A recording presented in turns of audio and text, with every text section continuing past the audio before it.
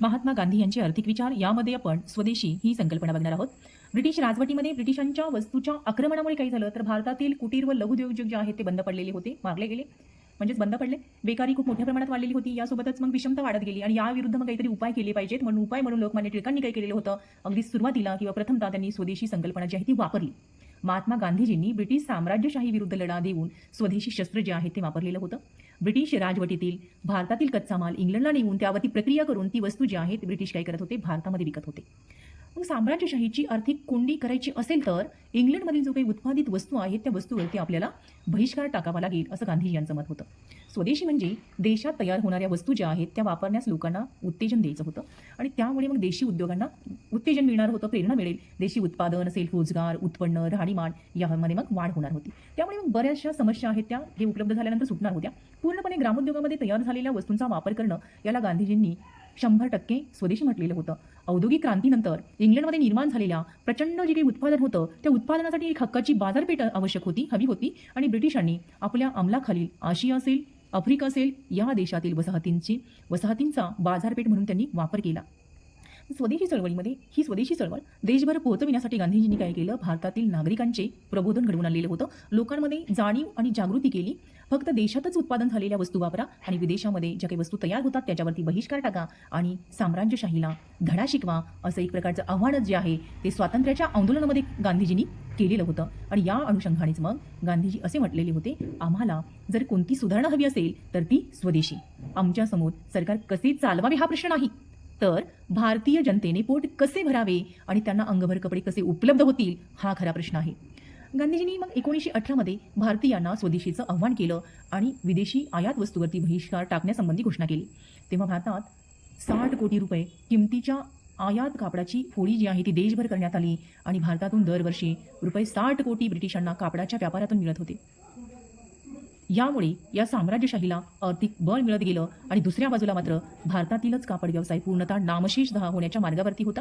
हे गांधीजींनी ओळखलेलं होतं. त्यांचं म्हणणं असं होतं की हेच रुपये 60 कोटी रक्कम जी आहे ही भारतीय विणकरांना मिळाली तर त्यांचा आणि देशाचा उत्कर्ष किंवा प्रगती जी आहे ती होऊ शकेल. भारतीय अर्थव्यवस्थेचा विचार करून गांधीजींनी विदेशी वस्तूवर बहिष्कार म्हणजे आयात बंद करण्याचा विचार मांडला आणि ब्रिटिशांच्या वस्तूविरुद्ध उठाव करण्यासाठी त्यांनी स्वदेशी चळवळीचा प्रारंभ केला. स्वदेशीबाबत गांधीजींनी असे विचार मांडले की जो धंदा भारतीय जनतेच्या हिताचा असेल त्यामध्येच काय केलं पाहिजे, सर्व भारतीय कामगारांनी काम करत असलं पाहिजे आणि अशा धंद्यातील मग भारतीय कामगारांना निर्वाह एवढं उत्पन्न किंवा वेतन जे आहे, राहण्यास घर असेल, त्यांच्या मुलांच्या कल्याणाच्या दृष्टीने मालकीची जी काही हमी आहे ती तिथे त्यांना मिळाली गेली पाहिजे. असा कोणताही उद्योग जो आहे तो स्वदेशी उद्योग असेल आणि मग त्यात तयार होणारा माल देखील स्वदेशीच माल असेल. स्वदेशीचा स्वीकार म्हणजे विदेशी व्यापार आणि विदेशी वस्तूंचा एकदम त्याग करणे असे गांधीजींना अभिप्रेत नव्हते. म्हणजे त्यांना असं नाही म्हणायचं की स्वदेशीचा स्वीकार करा म्हणजे विदेशी व्यापार किंवा विदेशी वस्तूंचा पूर्णपणे तुम्ही त्याग करा, असं नाही म्हणायचं. तर परस्परांच्या गरजा भागवण्यासाठी व्यापार असला पाहिजे हे तत्व त्यांना मान्य होतं. आपल्या गरजा पूर्ण करायची तर व्यापार असला पाहिजे, पण त्यांची स्वदेशीची संकल्पना आर्थिक विचाराबरोबर नैतिक आणि भावनिक तत्वाच्या प्रणालीवरती देखील ती अवलंबून होते. जागतिकीकरण जर का बघितलं तर गांधीजींची जी श्रमाची असेल, श्रमप्रधान उत्पादन तंत्राची आणि मग ग्रामवादाची संकल्पना जागतिकीकरणामध्ये टिकून राहत नाहीये. कारण जागतिकीकरणामध्ये उत्पादन खर्च कमी करून उत्पादन दर्जा सुधारणे यावरती भर दिला जातो. ग्राम स्वराज्यामधील श्रमप्रधान उत्पादन व्यवस्थेमध्ये हे साध्य होत नाही. मग अशा परिस्थितीमध्ये गांधीजींच्या तत्वामधले जे काही विचार आज लागू पडतात त्यांचा स्वीकार करावा आणि जे विचार लागू पडत नाही आहेत त्यांचा त्याग केला पाहिजे, ते विचार सोडून दिले तरच भारत जागतिकीकरणाच्या प्रक्रियेत टिकून राहू शकेल. गांधीजींच्या विचारांचं पण मूल्यमापन बघूया. गांधीजींचे विचार हे आदर्शवादी होते.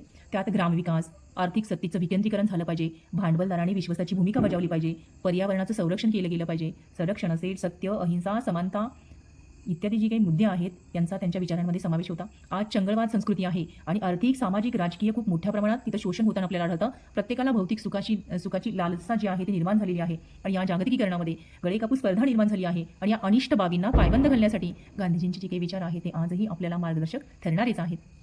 आजच्या बदललेल्या या आर्थिक स्थितीमध्ये गांधीजींचे विचार व्यावहारिकदृष्ट्या विसंगत वाटतात आपल्याला. तथापि मग त्यामध्ये दूरदृष्टी जी असते ती तिथे दिसून येते. ग्रामोद्योगावरती त्यांनी ग्रामीण भागातील बेकारी नष्ट करण्यासाठी भर दिलेला होता. समाजातील आर्थिक विपन्नता किंवा विपन्न अवस्था आणि सामाजिकदृष्ट्या उपेक्षित जो वर्ग आहे त्या वर्गाविषयी, त्यांच्या उत्कर्षाविषयी गांधीजींना खूप तळमळ होती आणि ही आपल्याला त्यांच्या विचारसरणीमध्ये दिसून येते.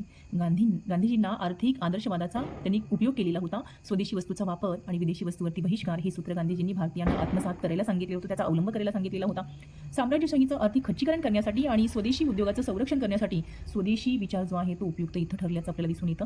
गांधीजींनी साधी राहणी आणि किमान गरजा यावरती भर दिला. गांधीजींच्या या विचारसरणीचा जगातील नामवंत विचारवंतांनी खूप गौरव केलेला होता. मात्र भारतीयांनी गांधीवादाचा स्वीकार तेवढ्या प्रमाणात केलेला आपल्याला दिसून येत नाही. जलद व आर्थिक औद्योगिक प्रगतीसाठी ग्रामोद्योग विशेषतः सूतकताई उपयोगी पडत नाही. टीकाकारांच्या मते भारताची प्रगती केवळ शेती आणि लघुउद्योगावर होणार नाही, तर त्यासाठी मूलभूत आणि अवजड उद्योगधंदे विकसित केले गेले पाहिजेत, असं काही मतं मांडली गेली. हे टीकाकारांच्या मते होतं की मूलभूत आणि अवजड जे उद्योगधंदे आहेत ते सुद्धा विकसित केले गेले पाहिजे. प्राध्यापक अंजल रिथा जे आहेत त्यांचं म्हणणं असं होतं की गांधीवाद हा समाजातील विकेंद्रित जीवनाची साधी कल्पना आणि अत्याधुनिक तंत्रज्ञान आणि विज्ञान यांना असणारी मागणी यांचा समावेश आहे. भारतासारख्या राष्ट्राला गांधीवाद आजही उपयुक्त आहे.